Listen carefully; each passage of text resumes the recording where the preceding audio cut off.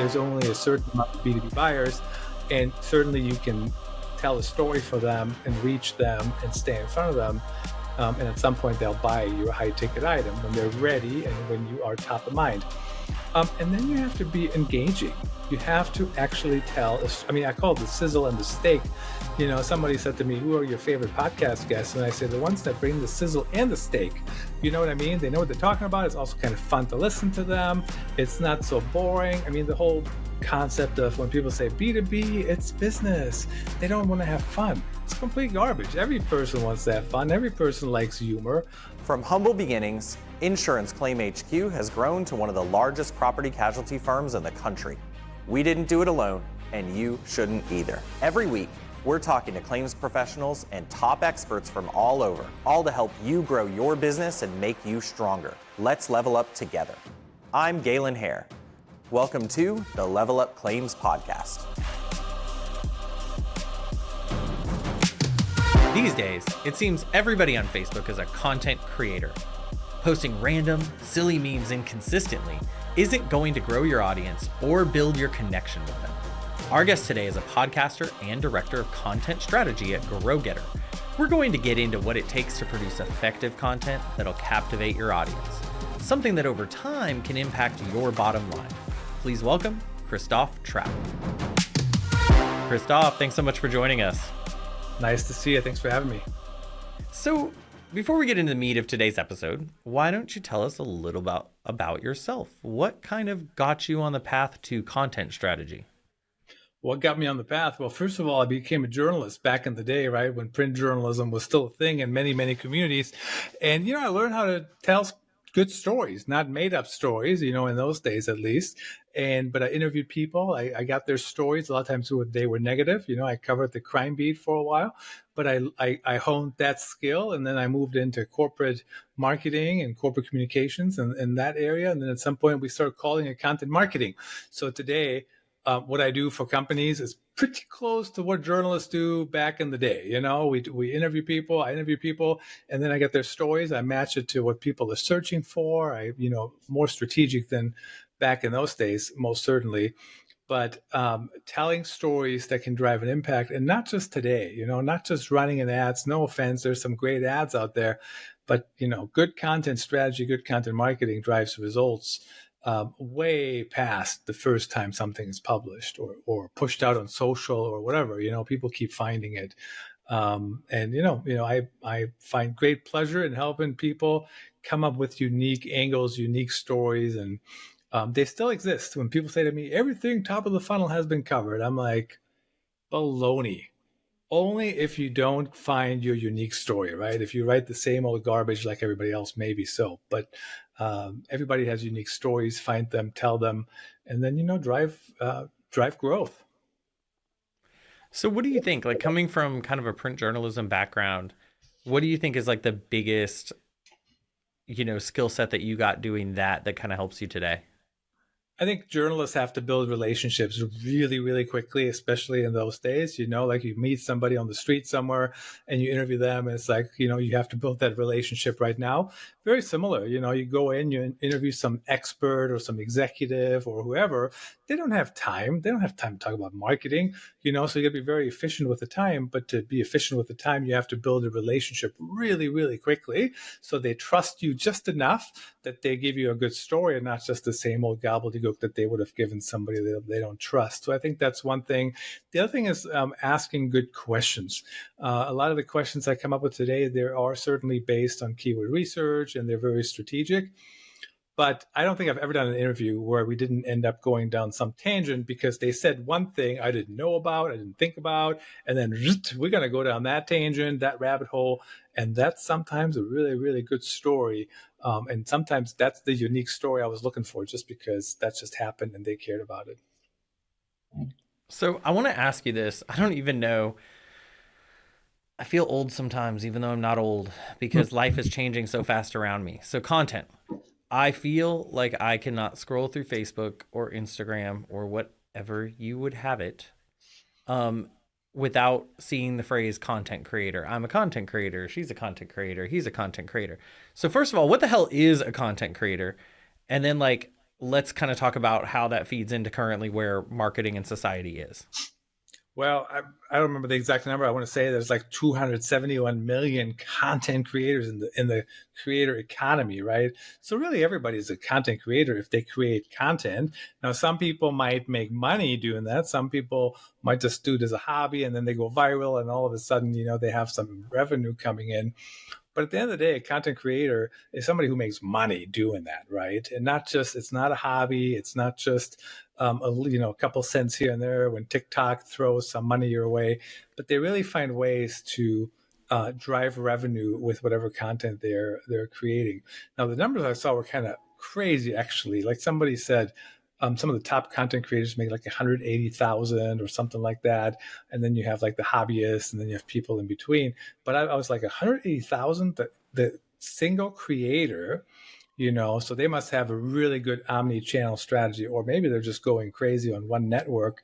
But you see the thing with TikTok now, if TikTok goes away, all the good creators on there, they're also on all the other channels, right? So it's not like they're not TikTok creators anymore. They're everywhere. And then we have the creators that work in-house, that do stuff for brands, right? Sometimes they're a little bit more behind the scenes. Sometimes they might be a little bit of the face, or at least the byline here and there. There's a gazillion different philosophies how companies do that. But it's somebody who makes money with content creation. Now, on the corporate side especially, it's very hard for people sometimes to wrap their head around. The content is not what makes the money, right? Whatever the content ends up selling long term, that's what makes money. And then you have, of course, the publishing model, which is where a lot of the creator economy people are in. They try to make money off of sponsored ads or sponsored content or some TikTok revenue, So when you look at my blog, ChristopHTrapp.com, that's firmly in the publishing realm, right? That makes money through sponsored content, affiliate links, blah, blah, blah. And then my day job, I'm on the corporate side, basically helping brands stand out long-term with their content.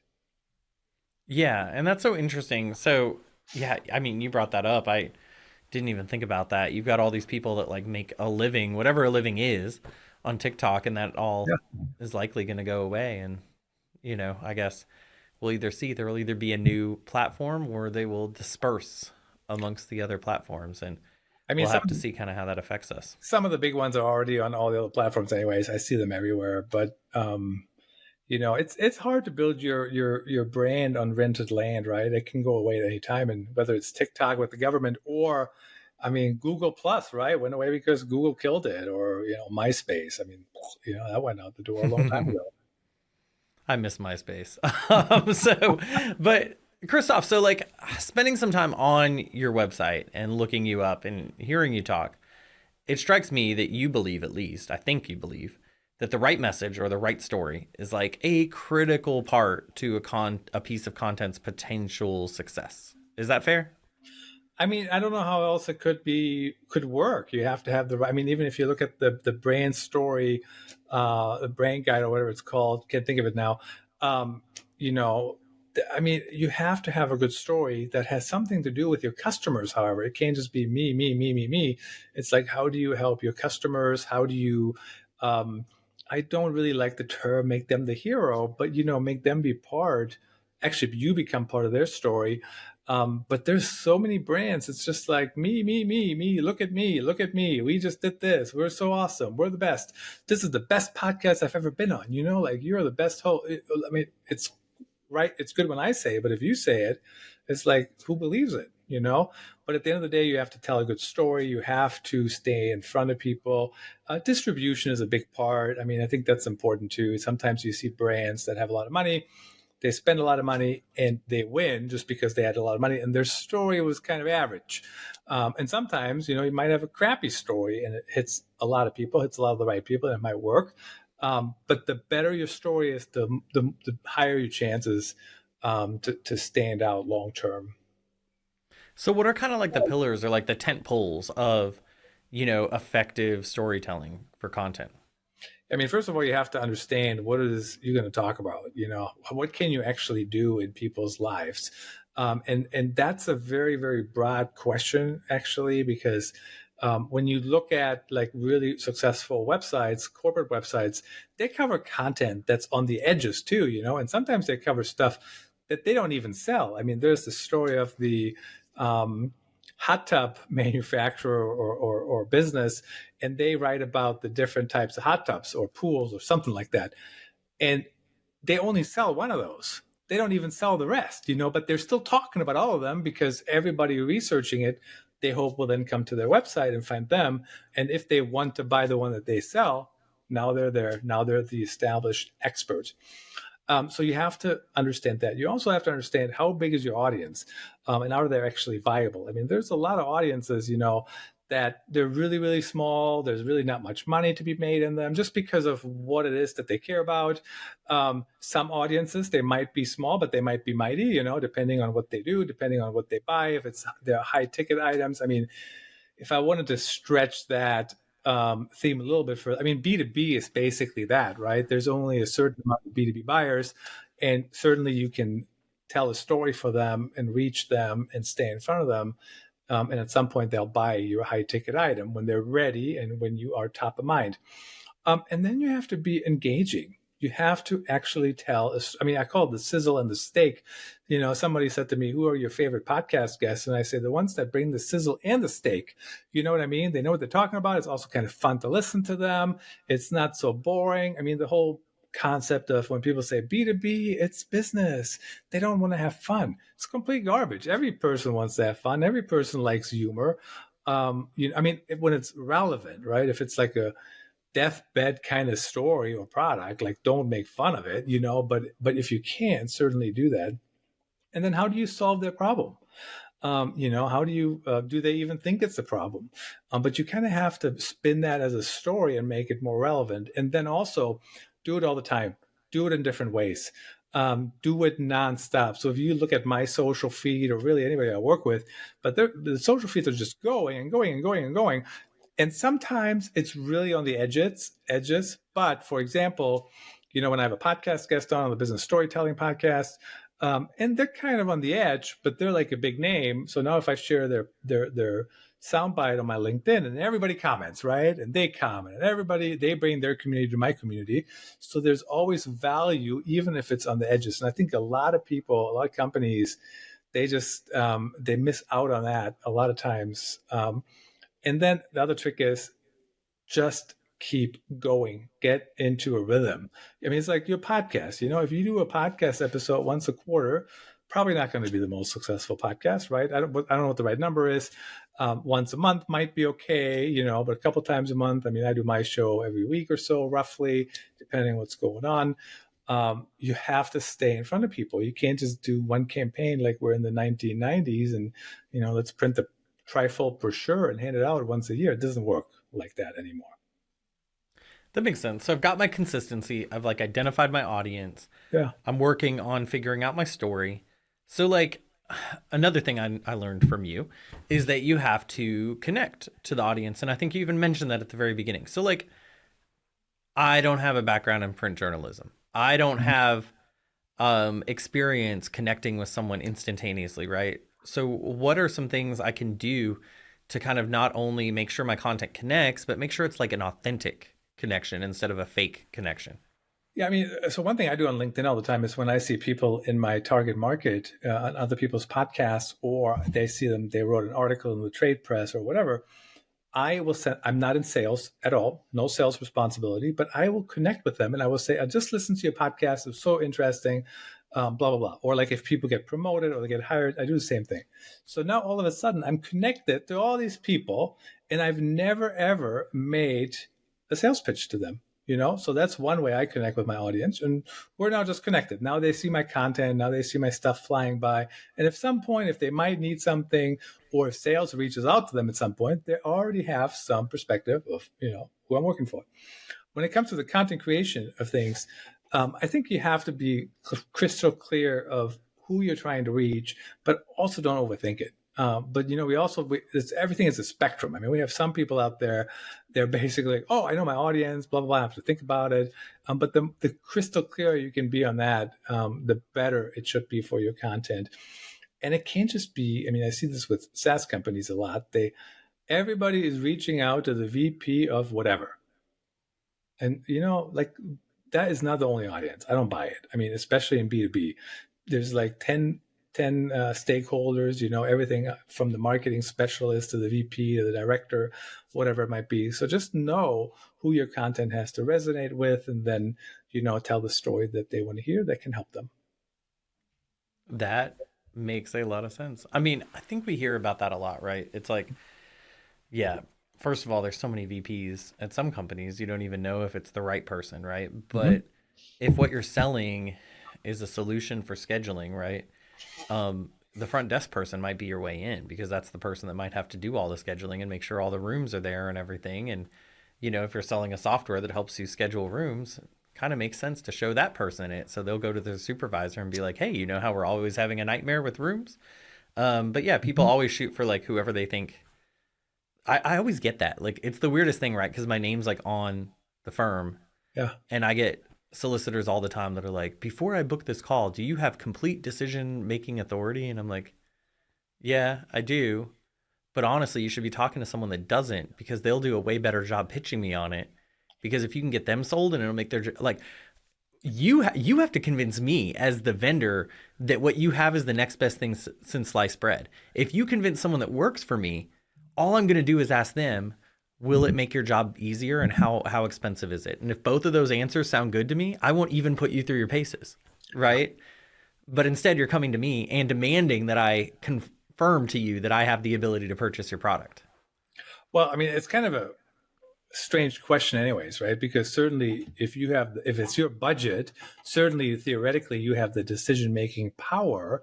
But if you're not the one using the software or the product or whatever it is, and you just buy it without getting buy-in or even running it by people, which I've seen that in some cultures, they still do that. What's the success of that product to actually work? Or it's definitely not going to be renewed, right? Depending on what the contract is. So you do have to kind of get everybody bought in, and the more you can stay in front of them, I think the more helpful that is, and that includes every channel. I mean, everything from email to social, even ads, blog posts. People still search for stuff. I mean, I see it all the time. People search for information, whether it's in B2B or B2C or just for fun. The other day, this is completely on the edges of what I should write about in my blog, but I wrote about the ESPN Skycast, like the overhead camera, and then it malfunctioned. Well, guess who was ranking number one for ESPN Skycast? I didn't even cover the whole thing that it didn't work. I just talked about what it is, how you should watch it, not on the main TV. Get a second TV. Here's a link to a TV, by the way, an affiliate link, of course. And when that happened, everybody Googled it. And then the other day, there was another game where nothing happened and people still Googled it. So is it the exact target audience? Probably not, but there's some affiliate revenue coming in, right? Because people, when they go read articles, they end up looking at TVs, or they look at whatever else is on the page, right? Because they're just clicking along. Because let's be honest, when you watch a football game, do you really have to Google what the ESPN Skycast is? Pretty obvious, right? I mean, it's the overhead camera. That's how they show the game. I mean, what else do you need to research? But people do that. So, they're probably also just clicking along and buying stuff because they have nothing else to do. I do think a lot of people purchase because they're bored. And I guess that's part of it, right? Is really getting content in front of them. And I guess that's another question, is like, you release your initial level of content, and you kind of mentioned the funnel. And one of the ways you can kind of continue to connect with your audience, right, is by continuing to release authentic, compelling content. So what does that look like? What does that cadence look like? Or how do you figure out when you want to keep releasing content, when you want to keep pushing content to certain audience members? Yeah. So on my blog, I mean, I got a daily schedule, right? There's stuff scheduled out for a couple of weeks, usually every day. Sometimes they're longer articles. Sometimes they're shorter. Sometimes they move around. Sometimes I update old articles. So I count that as the publishing for that day. So the reason what I'm after is, it's not necessarily about the push as much as it is about the look when people go to the website and they see, oh, there's new content all the time. Also trains Google. Like sometimes, not sometimes, a lot of times I go to Search Console and I resubmit old articles when we publish them. but there's no need to, because Google knows I publish every day, so they just check every day, right? So it gets indexed in no time anyways. Depending on what your business is, depending on how much help you have, every day might not be necessarily feasible, but we also don't have to overthink it, especially with AI now. People search very specific things, and when you have a very specific question and you answer it, it can't be 2,000 words. It might just only be 500 words or 600 words. So 500-word article on one question should really not take anybody too long if that's your expertise. But once a week is a good one. Once a month might be okay, depending on what your content is, depending on what your support is, especially for companies that haven't done it before. I wouldn't jump in head first doing, a super high volume. I definitely would not, no offense to people who make their living this way, but outsource it to some kind of writing farm somewhere, and they just get 50 articles back, right? And they're all garbage, and it's a lot of quantity, but the quality is horrible because they literally just Google what's on the web and then they regurgitated everything. So you have to have a little bit of a unique spin in there. And that's not as hard as people think it is. You can literally just say, hey, oh, when I grew up, here's how I did this. Or back in the day, this is how it worked. Or I did an article the other day on video editing with AI.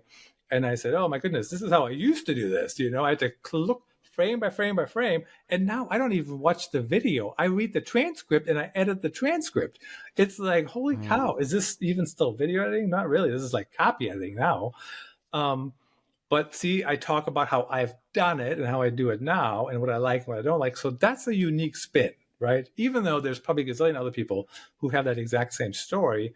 But the quantity of the unique stories then kind of adds up. So just find a schedule, stay on it, don't give up. If you do a podcast, don't stop after 15 episodes or 10 episodes, which is what most everybody does. I'm up to I'm like I think I have episode 713 this week. And, this episode 712 and 713 are well better produced than episode 1 and 2 and 3. The topics are way better. The flow is better, right? It's 24 minutes because of the TV slot. And this is what we're going to cover. It's still a conversation. But my point is, learn as you grow. Learn as you go. Just keep going, moving forward. Yeah, I still kind of cringe sometimes when I think about our first 5 episodes or so, because there's just a lot I didn't know. I didn't even, I knew who the guests were, but I didn't know how to ask them the questions that would allow them to tell their story. So my first episode was me just talking to the phone outside on a walk. That's how easy, that's what I did. So I'm not even sure you can still do that today. And then one of my highest performing episodes, get this, was Seth Godin as a guest. I was not doing a live stream. I was not doing video yet. So I was doing it in the Anchor app. And so he logged in, I logged in, and I'm literally sitting on my couch interviewing Seth Godin like this. People listen to it, but the production quality is very different from how it is today. And there was no video anyways, right? But now there's like an opening and closing and things flying around and whatever. So yeah, don't look at my episode 713 and compare yourself for episode 1 to that production effort, if that makes sense. No, absolutely. And but you're right. It's and the world's changing so fast. You mentioned the video AI. Our production company was like, oh, if you are getting tired from the episodes, because there's some work. You got to read some books, read some blogs, listen to some people talk, actually think about it. They're like, we could just have AI do it all. You don't even need the guest. We'll just download the guest voice. And I was like, first of all, that sounds borderline illegal, right?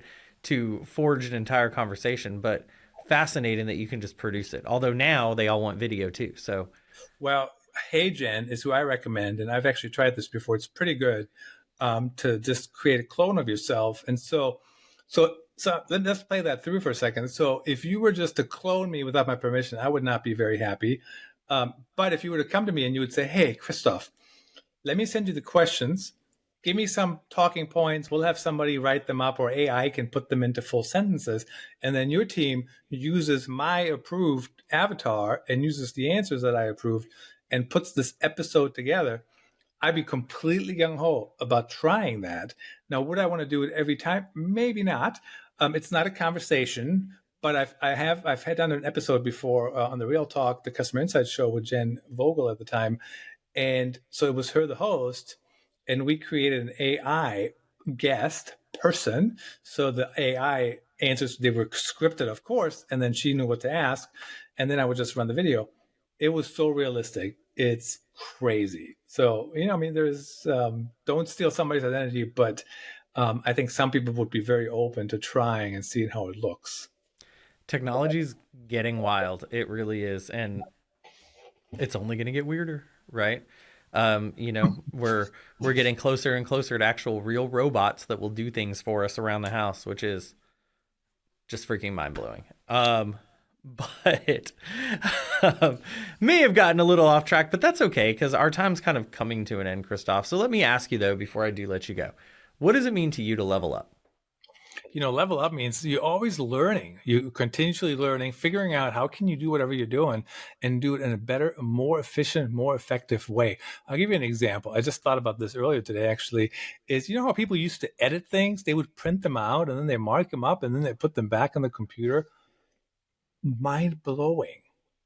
So the next level, like leveling up for content production, is how do you do that directly in the system? I'm not talking about Word. I'm talking about what system are you going to publish it in? Can you do it in there? That's one way to level up your content creation. Another level up is how do you use AI?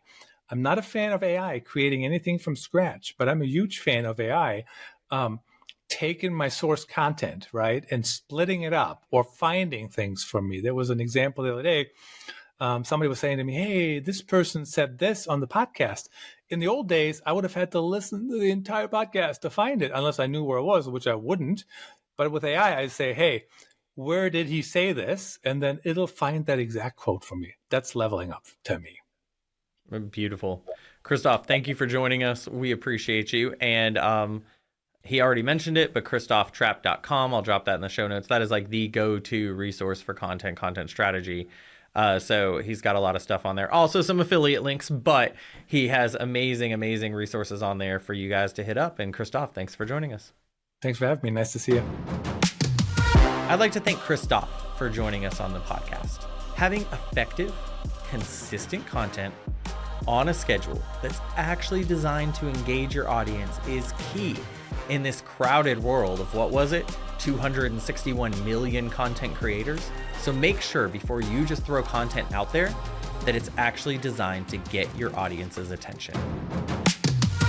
Follow us on Apple, Spotify, or your favorite podcast player.